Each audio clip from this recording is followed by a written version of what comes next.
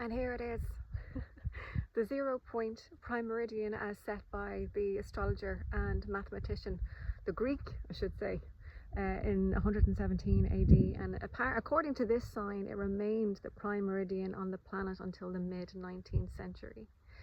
This was, at that point in time, in 117 AD, the most western known point of land to the Greeks. They hadn't discovered the Azores and they hadn't discovered America. And because their number system didn't have negative points, they set this as a 0 point and then could work their way up to Athens and Greece. The significance of being here is multi-layered. I have been on a months-long trip, going 2 weeks before and 2 weeks after the summer solstice marking a very poignant point in our solar calendar, and so our existence on this planet, like the longest day of the year when we get the most light. And the solstices and the equinoxes are that access of light and time that we move through in that solar cycle, that again dictates a lot of life on this planet as we know it. And of course, we're totally symbiotic with these cycles and these rhythms of the natural movement of the planet through the solar system. But it's something that we have gotten out of synchronicity with in more modern times. But also, time itself is something that we have actually become very bound by. Linear time, man-made time, the construct of time that is not only linear but seemingly finite. And that construct keeps us in quite a limitation. And it feeds into a mindset that we have, which is one of being in lack. And that we are somehow, like, time is running out and resources are running out, and we have to strive and force and control in order to get from the external world what we perceive we need in order to feel safe. And that is very much bound to time, and how we work is bound to time. And the true nature of our being is that we're infinite. And so the switching from that finite construct to the infinite, if you even just allow yourself to meditate on that for a moment, that you are an infinite being, it shifts your perception of what it is to be in this world and the resources in this world. And so we have gotten very densely identified with the construct of lack, seeking outside ourselves and trying to control, force, manipulate our world in order to resolve that lack. And that is keeping us in a pattern and a cycle and a loop that is, again, we are then binding to a construct that is a limitation. And in that construct, we have a tendency to project into the past and the future and repeat the pattern and repeat the cycle. And part of, again, this is multi-layered work, and all the work that we are all doing is multi-layered, but part of it is allowing ourselves to return and connect in resonance and coherence with the actual 0 point itself. And by going back to that original 0 point where there's infinite possibility, there is no form or construct of time, or it is just infinite potential. And allowing ourselves to return to that and the realization that we are that nothingness. And it's from totally being and allowing that nothingness that we can then create everything. And we can't necessarily course correct our trajectory while we're on it. There has to be a realignment by returning to the 0 point. And we do that in the moment of now. We do that through the heart. And the other thing about the egoic structure and that identification is that it's all mind-based, and we're disconnected from our heart. And our heart is very important because, you know, again, it is the portal through which we connect to that 0 point of all creation. And it is also that beat of time, of rhythm, that connects us to it. And we're quite disconnected from that. And so I've been moving up through, longitudinally, I've been moving up through prime meridians, the Greenwich, the Paris meridian, and then coming here to this Hierro meridian on El Hierro, the most western of 8 Canary Islands, 8 of course being symbolic of the 8th dimension of the octahedron that is part of the grid system of energy flow on Earth. I've kind of gone on to another tangent here. And also that as I was working up through longitude, I was working up through 8 cathedrals dedicated to the Divine Mother on longitude, and sending that 0 point, that healing and infinity, that zero, setting things back to a reset, a reboot, sending it out latitudinally to places like Ukraine, like Russia, like Iran. And for instance, when I was in Morocco, I was at the 35th latitude north of the equator. And 8 days later, again, the number 8 has been repetitive throughout this whole thing. 8 days later, there was an earthquake in Iran at the same level that I was working in Morocco. And it was the day before, it was on the eve of the summer solstice. And at the same time, America was bombing Iran. And Iran, in the old grid system, and I'm going to come back to that, whether it is old or not, is the heart of the system.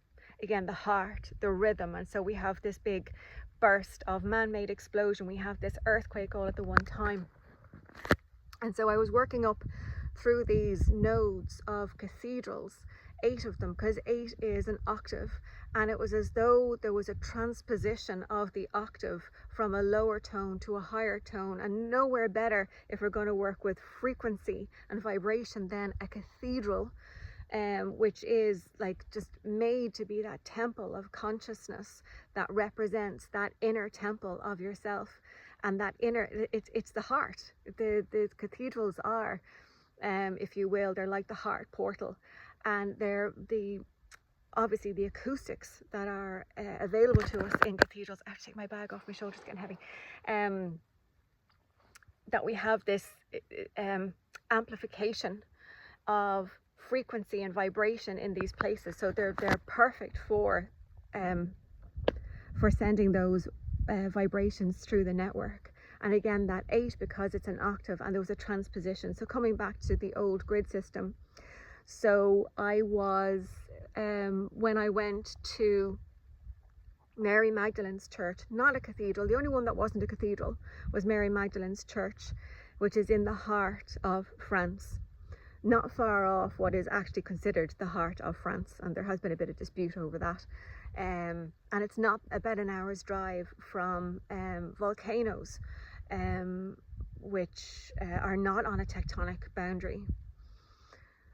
And when I was there, my guides were saying that the heart of the system is being transposed. And so that where it was in Iran, that is now moving to central France. And for instance, that the third eye of the system, being in Turkey, that was being transposed to now. The location of this, again, there's a few different ways you could look at it. But I think the work that I was guided to do around the equinox in March on the west coast of Ireland, projecting it to a coordinate of a mythical island called Hybrezel or Hybrezel, is potentially the site of the third eye. But I was certainly aware at that time, if you were following along, or if I managed to communicate it clearly enough, that it was all about perception. It was all about the third eye, that task, because it was working with the corpus callosum of the brain, that dividing of the 2 hemispheres, and bringing the 2 hemispheres back into coherence between themselves into unity consciousness, the masculine and the feminine. And tucked right underneath the corpus callosum is actually your pineal gland.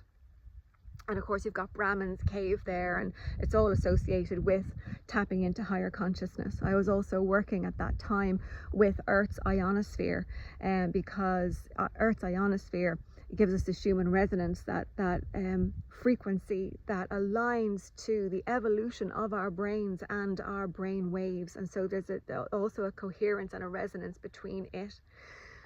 And so I think that there has been a transposition of the third eye from Turkey up to that area of the Atlantic Ocean. And interestingly, that the two jumps in latitude are in and around 10.5, 11 degrees. The transposition of Iran to France and Turkey to Ireland, it seems to be about 11 degrees. Now, how far it moves across, it doesn't synchronize. But I think that the reason for this is because at one time on Earth we had the flow of Kundalini energy in the planet, so this higher frequency level of consciousness that allowed for the ancient civilizations that were of a higher consciousness. But because they came out of that higher consciousness into ego, into fear, into lack, that lack mentality that made them then think that things were limited resources that they had to compete for, that they then lost that unity consciousness, and that energy flow in the planet collapsed. And they had built a grid system of nodes around the planet, and we see them in ancient structures. And primary to this, we all know, is the Great Pyramid, or the Pyramid Complex at Giza, the Giza Plateau in Egypt. And that civilization was born out of what arose from here in the Canary Islands, was the birthplace. It then kind of migrated to be the hub of Egypt. And then, of course, it became, from Egypt, it became the Mediterranean, it became Greece. And then, of course, the Greeks, which give us things like the linear time, they gave us philosophy, democracy, and so much language, so much of what we are still gifted by, but also bound by today. And so when the system collapsed, we became trapped in that egoic pattern that I described earlier, that we are still repeating the pattern of, and that's what we're trying to get out of. But in order for us to ultimately get out of it, we need this system of energy and consciousness to flow on the planet. But I think what I'm being told in this particular mission is that since it did flow in those times, and you're talking 10, 12,000 years ago, that because it's a system, just like a battery, just like everything in this universe working, it has polarity, duality, that it has to run from pole to pole. It went from the North Pole, but then it also came down here to the point of the Canary Islands, and then it went east, and it went through like the mountain ranges, like the Himalayas, if you will. It came around and it came down to the south. So it has to, where the poles are positioned are integral to the whole functioning of the system. And naturally over that space of time, that the geomagnetic North Pole has drifted. It's not in the same position. So the grid has actually, I think what I'm being shown in this task is that it has to transpose and migrate to a different position in order for it to flow. And I think that that's what I've been doing. If you look at NASA, every 5 years they release a model of the position, the new position of geomagnetic north and south, and it was released there in December for the 5 years. And it's amazing to see even I posted it the other day, but I'll post it again. How accurate it is, I don't know, as a model, but it is interesting to look at things like the 0 point line is the green one, where it runs around the planet, and you can see it running up through central Spain, where I've just done all that work going up through central Spain. It runs through Glastonbury. It runs at very, very interesting locations, but one of them I was looking at last night on the map was Puerto de, I'm sorry for my lack of pronunciation of Spanish, Pyramids, Puerto de Pyramids, which is like this, Bay Area in, Argentina. And I'll have to make another video about this where I can actually show you, but it's really interesting that the 0 point is crossing that it's like an island stuck to the mainland. That also, one of the two meridians that I was shown about 4 years ago is the 64th meridian west. So that takes you down from the North Pole, going through Nova Scotia, and it does go down right down through South America, and it passes through this point where the 0 point is now going through. And I was shown that meridian 4 years ago, and I was also shown the 46th latitude north, and that's what brings you through central France. It also brings you through North America and the north of North America, around, like, say, the border of on the west coast, Oregon and Washington state, over to around Nova Scotia. So again, just before you cross the border into Canada. And also in the European mass, you're talking about it cuts off Russia. So it's very interesting how it divides North America and it divides Russia, and it's dividing the Americas. So it's very interesting to see how things are unfolding in the world and the positioning of these meridians. And I think that this is now a new axis that we're working off. So there's a lot more. As I was talking there, I was kind of going, oh, you have to say this for it to make sense, and I have to say that for it to make sense. And now my mind's gone blank. But the thing about today as well is that it is Independence Day in the United States, and what I have done is, over the course of the 8 cathedrals, as I worked up through Spain and France doing this transposition, is that I had this crystal. I'm sorry if I speak one-handed, trying to dig it out of my bag now, but I have had it the whole time. And what you'll see, this is why I chose it. I was kind of told to get a clear crystal that was like beveled or something like that, and this is the one that came up on my path. And you'll see, just like behind me, the depiction of the earth is that it's depicting longitude and latitude on the earth. And so this is symbolic of the work that I've been doing through time and space and axes. Sorry, I'm tired. And so every time that I've worked at a site, this has been in my feminine, my left hand. And what I'm going to do now is try, and I don't know whether I'm going to be able to get down to the coast to not that it's going to go very far, but symbolically about that direction is South America. I think this is what I was going to tell you, sorry, for it to make sense. That back in the time when the ancient civilization fell, they thought that they would have to wait until a time in the future that we were able to kind of connect the network again, if you will. And it seemingly now is that time, and technology is part of that, like I'm doing things like this, speaking to you, and I'm broadcasting this and connecting information.